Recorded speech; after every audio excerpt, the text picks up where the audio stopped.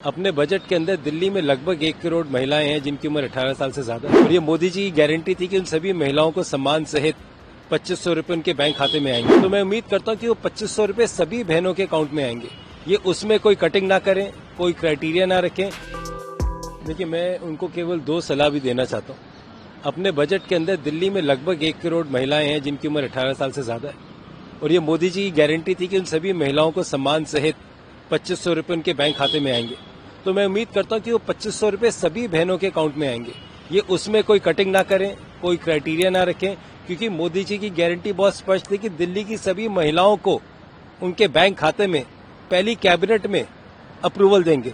चलो, कैबिनेट में तो नहीं दिया, बजट में प्रोविजन रख लें और साथ में 500 रुपए का दिल्ली में सिलेंडर और होली दिवाली जो उन्होंने एक गैस सिलेंडर देने का वादा करा है। पहली बात मैं इनको बताना चाहता हूं, कांग्रेस की सरकार के माध्यम से दिल्ली में अधिकांश घरों में आईजीएल का गैस कनेक्शन लगा, जिसका श्रेय उस समय कांग्रेस सरकार को जाता है। तो मैं ये उम्मीद कर रहा हूं कि जिनके यहाँ पे जो आईजीएल का कनेक्शन जाता है उनको भी बेनिफिट देंगे और सभी सिलेंडर धारकों को, बहुत कम है उनका, इस होली पे मैं उम्मीद करता हूं एक सिलेंडर जरूर मिलेगा।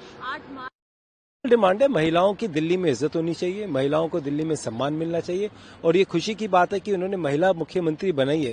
परंतु महिला मुख्यमंत्री को ये भी ध्यान रखना चाहिए, दिल्ली में जिस तरीके से कानून व्यवस्थाएं बिगड़ चुकी हैं, जिसका सारा जिम्मा केंद्र सरकार की तरफ जाता है, वो उनके साथ मिलकर महिला सम्मान में भी काम करेंगे, महिला सुरक्षा में भी काम करेंगे। इसके साथ ही मुख्यमंत्री सीएजी रिपोर्ट जो हेल्थ को लेकर आई है, उस पर भी कह रही है कि तमाम चीजें खुलासा हुआ है। स्वास्थ्य व्यवस्था को लेकर पिछले 10 सालों में किस तरीके से शर्मरा गई थी आपदा की सरकार में, क्या करें? देखिए, मैं इसके लिए भारतीय जनता पार्टी के जो उस समय के केंद्र सरकार के एलजी थे, उनको भी इतना दोषी मानता हूँ। 2016 में अजय माखन जी के नेतृत्व में खुद उस कमेटी का पार्ट था।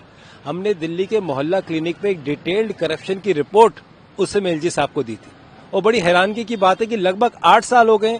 सीएजी तो आज कह रही है, हम तो 8 साल से कह रहे हैं कि मोहल्ला क्लिनिक दिल्ली का बहुत बड़ा स्कैम है, जिसके ऊपर भारतीय जनता पार्टी को उस समय एफआईआर रजिस्टर करनी चाहिए थी, किसके दबाव से नहीं करी, इसकी जांच होनी चाहिए। जब एलजी महोदय के पास सारे डॉक्यूमेंट्स हमने खुद अजय माखन जी ने साइन करके दिए, उसके बाद क्या जरूरत थी उनको वेट करने की?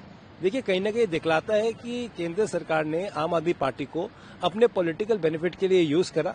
जहां उनको खींचना था खींचा, जहां प्रेशर डाल के उनको पंजाब में, गोवा में, उत्तराखंड में कांग्रेस के वोट काटने भेजना था वो भेजा और ये जो इनका दोहरा प्यार है ये अब दिखलाई देता है। सर, पंजाब है, हालांकि उसमें ये सामने आता है कि गुस्से में वो निकल जाते हैं, क्या करें? देखिए, पंजाब के मुख्यमंत्री की एक समस्या है, उनको एक प्रॉब्लम है जिसके बारे में आप सबको पता है, हमको भी पता है। वो किस समय क्या कर देते हैं इसका पता नहीं, इसकी भी जांच होनी चाहिए। मुख्यमंत्री का भी चेकअप होना चाहिए कि जिस तरीके से वो बेबुनियाद बयान दे देते हैं, रात के समय कुछ बोल देते हैं, उनके यहाँ तो शाम की मीटिंग्स होनी नहीं चाहिए, दिन में उनसे बात करनी चाहिए। देखिए मैम, उसकी मुझे भी ज्यादा जानकारी नहीं है। उसकी जानकारी जो हमारे कर्नाटका के जो ऑफिशियल स्पोक्सपर्सन है वो दे पाएंगे और सरकार की इन्फॉर्मेशन सरकार के थ्रू ही दी जाती है। अगर आप ताज़ा खबरों के साथ हमेशा जुड़े रहना चाहते हैं तो अभी हमारे YouTube चैनल पंजाब केसरी दिल्ली को सब्सक्राइब करें। साथ ही Facebook और Instagram पर भी हमें फॉलो करना ना भूलें। आपका समर्थन ही हमारी ताकत है। धन्यवाद।